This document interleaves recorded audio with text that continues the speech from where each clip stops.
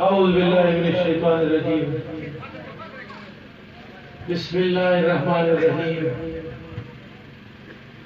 عزتمند مشرح محترم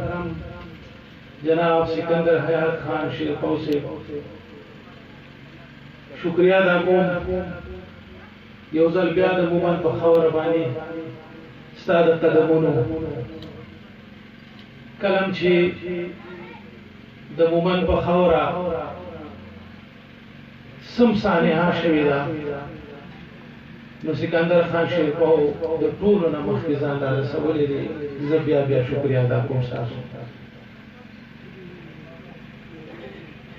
په سټیج باندې ناست زما ډېر قابل احترام مشران سپین ږیري ملکانان د دې سیمې سره تعلق لرونکي د قومي وطن پارټۍ ملګري مشران د یکه غونډ نه راغلي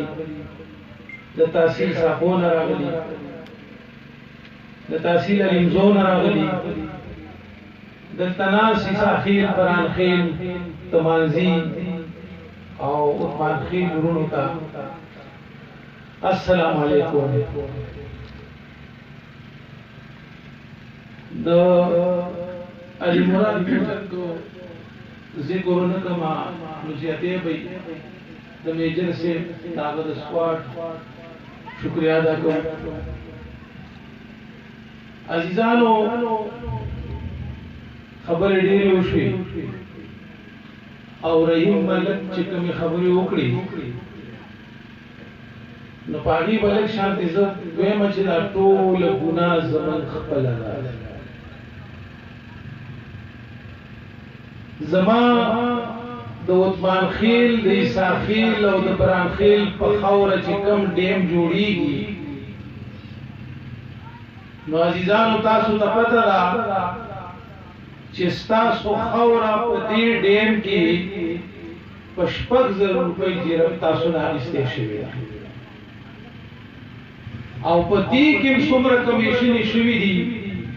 په کار خدا وا چې د دې ملک د نور ډیمونو په شان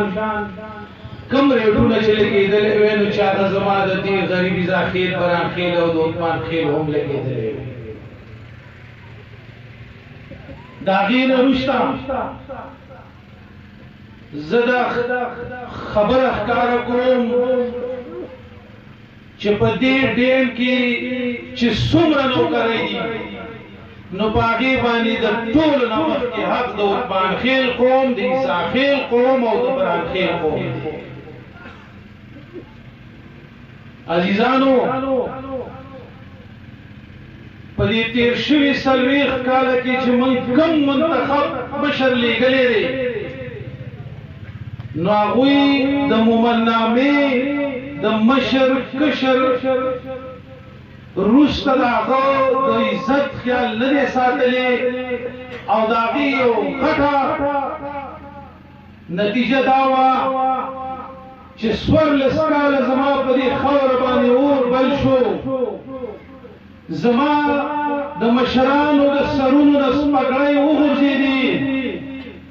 زما خویندې میندې شنډې شوې د هغوی بچي پکې مړه شو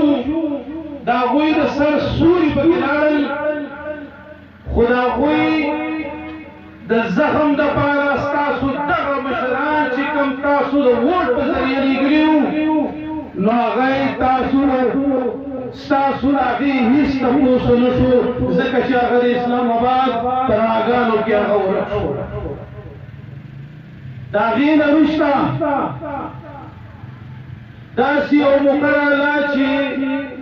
قبایل د نورو څوکو د ذلو په شان په ضم شو نو دې خلکو ډېرې زیاتې خوشحالۍ کولې چې یاره موږ به اوس د پاکستان د نورو ذلو په شان خوشحاله یو موږ ته به ترقیاتي کارونه وي زموږ بچي به تعلیم یافته وي موږ ته به هسپتالونه وي خو مومن قومه بدبخته تا داسې امیرې منتخب کو تا داسې سینیټر منتخب کو تا داسې ایم پی ایم بل سټیرالي او بل راپاسي او بل سټیرالي او د مومن بچي چې څنګه بې تعلیمه او څنګه چې د صحت د محرومو نو مغه شان پاتې شو دا غلطۍ زمونږ دي عزیزانو 15 کاله ما په دې خاوره باندې سیاست وکړو او دلته مشران ناست دي که دې مومن خاورې ته سیاست راوړی دی نو دا واحد ما راوړی دلته چا سیاست نه پېژاندو ما د یو پارټۍ د جمهوري پارټۍ او د یو غټې پارټۍ د لاندې سیاست کوو خو چې کله زه په دې پوه شوم چې زما د مومن د نامې زما د مومن د بچي د مشر د ده حق زه نشم حاصلولی نو دا فیصله ماته ډېره سخته وه خو زه تاسو ته یقین سره ویم چې په قومي وطن پارټۍ کې د ملي مشر آفتاب احمد خان شیرپا د لاسه ما شمولیت وکړو نو زه نن دا په فخر سره ویم چې یاره ما 15 کاله مخکې کړی وی نو ډېر عزیزانو زما د ملي مشر آفتاب احمد خان شیرپا او زما د سکندر خان د کشر خان 80% ووټ دوی له زما مومن نامه په چا سره کې ورکوي زه په دې فخر کوم چې زما هغه مومن وروڼو ته زما دا مشران ډېر په درنه سترګه ګوري نو عزتمند مشره نن به انشاءالله د مومن نامې دې خاورې دا لوز کړی دی